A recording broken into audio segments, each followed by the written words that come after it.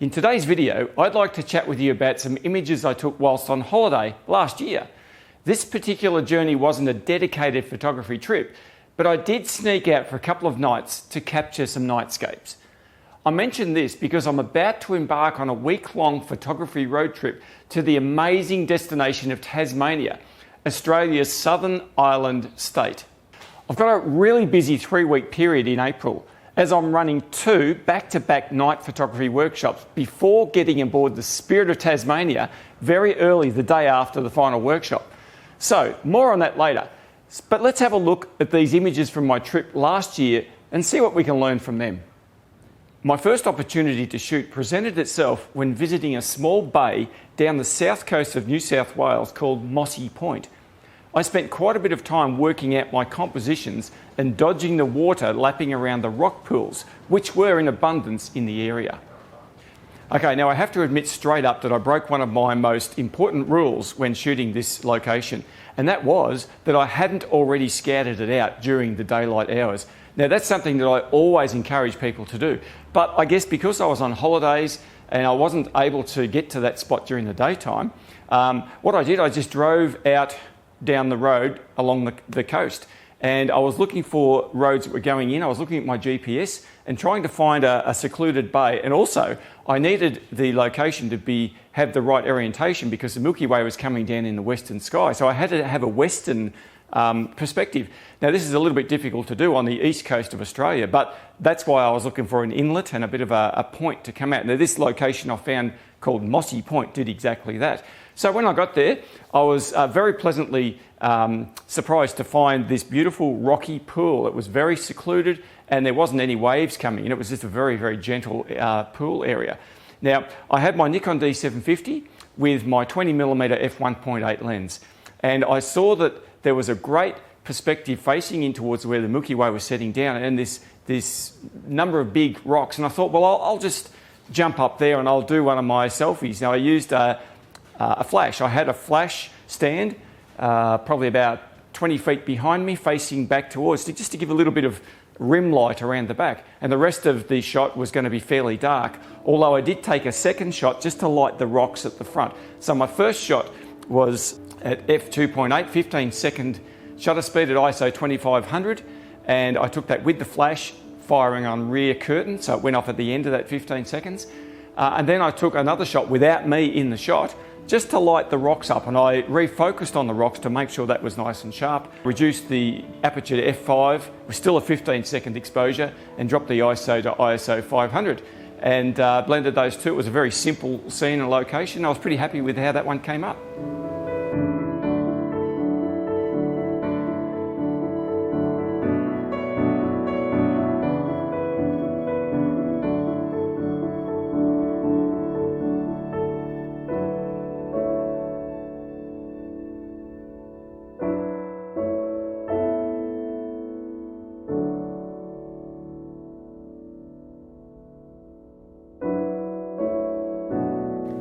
Whilst there, I noticed that someone had placed a number of small rocks into the shape of a heart.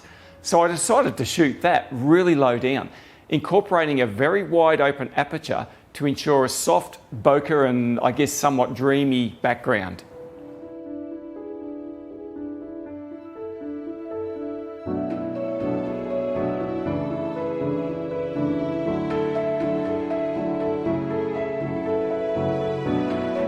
The second opportunity I had to shoot nightscapes was when we visited the beautiful town of Kiama, about 2 hours south of Sydney.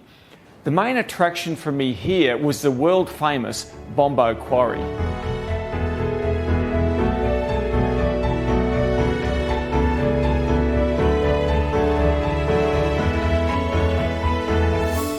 At the time, there was a waning moon due to set just after midnight. So I set my alarm and made my way to the site at about 11:30 p.m, expecting to see the place still busy with adventurous photographers.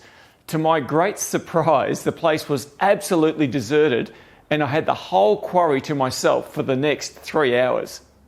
So I decided to shoot a panorama with my Nikon D750 and a 20mm f1.8 lens.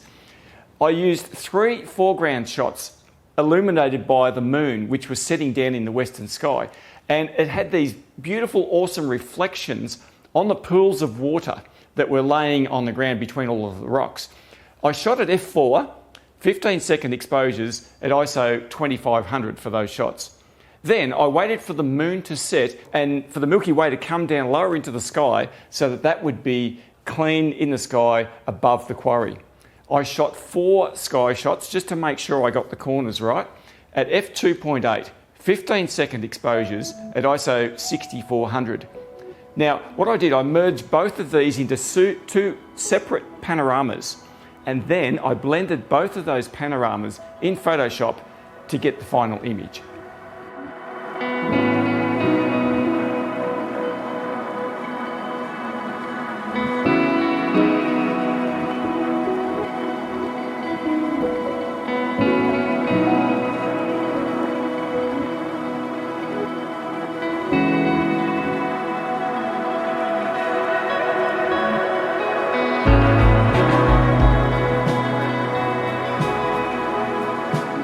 During the time I was at the quarry in the dark, I was intrigued by the ocean waves crashing onto the other side of the rocks surrounding the quarry.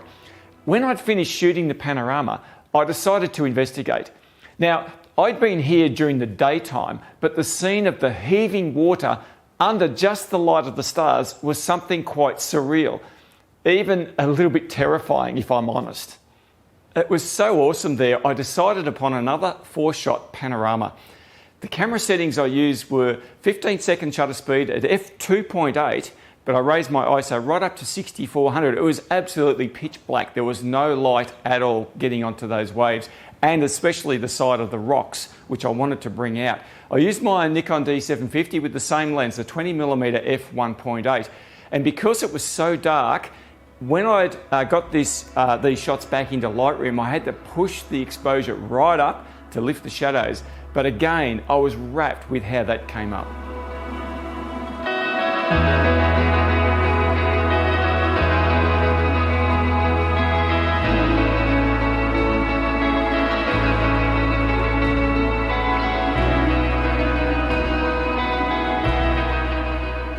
So as you can see, it's been a while since I've ventured a long way from home, so I'm particularly looking forward to my trip to Tassie next week. So today I'm sorting out my camera gear and packing for the trip. So I thought I'd show you some of the gear that I'm actually taking away with me when I go. Now, firstly, I'm taking the car on the boat, and that's how come I can fit all of this gear with me. The Spirit of Tasmania travels from Melbourne to Devonport in Tasmania every day of the year. So that's a first for me. I've never been on the boat, but I'm looking forward to that. So firstly, I'm taking my 3 Nikons, the Z6 here, and I've got my 2 Nikon D750s with all of the various lenses that I need. And there's, well, as you can see here, I've got heaps of tripods. I'm probably taking about 5 different tripods, a couple of light stands, because not only am I shooting the Nightscapes over there, but I'm filming everything as I'm doing that. So I'm taking my Panasonic G9, which is actually filming this currently with me to do most of my filming. All of my low light filming that I do in the night time, I use the Z6 for, because it's great at high ISO in low light situations, being the full frame camera. I've got heaps of torches and LED panels. You can see various lights that I've got here. I use these for low level lighting. They're fantastic, those Z96s. I've got a couple of larger lights, which is this one here, which is a dimmable video light, which I use for shooting some of my videos at night time. That all depends on how close I can do that to the car, because I can't lug all of this stuff up a mountain, that's for sure. Now, the other thing I'm going to have with me is a whole stack of camera bags. You can see I've got 3 or 4 here currently. All of these are coming with me. Now, of course, not all of them are going to be coming with me when I leave the car. I've got a backpack for when I need to go a fair way from the car. But having everything in separate bags, and I know which bag contains which equipment, is a really good starting point. Rather than trying to fit everything in one bag, I've just got way too much stuff for that. And I do tend to separate my video equipment from my still image equipment. It just makes things a whole lot easier. I've got my slider here, which I'm going to use for various things, but one of the things I want to experiment with this particular one is doing some time lapses with a bit of motion in them. And it's one of the things I want to do whilst I'm in Tas. The other thing I've got here is, this is a Syrp Genie Mini. Some of you will be familiar with that. It's also a automated time-lapse device to help with that. Now, of course, one of my favourite pieces of gear is the drone, the Mavic 2 Pro. This is an awesome piece of kit. Absolutely love this. And I try to film as much as I can of the landscape. Now, there's a lot of places in Tasmania where you're not allowed to use a drone. I'm fully aware of that.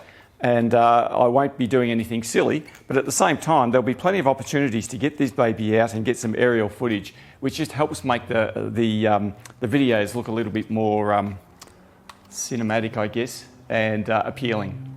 So Tasmania is a very cold place, and at this time of year, I'm expecting the temperature to drop dramatically from where I'm based here in central Victoria.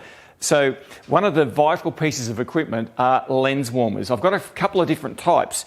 This one is designed for telescopes. It works by just plugging it into a power bank like this one. Now, by the way, I bought this online on eBay. It's actually one of those car starter devices, and it has 12-volt output and a USB output. Plugs into this and it lasts for hours.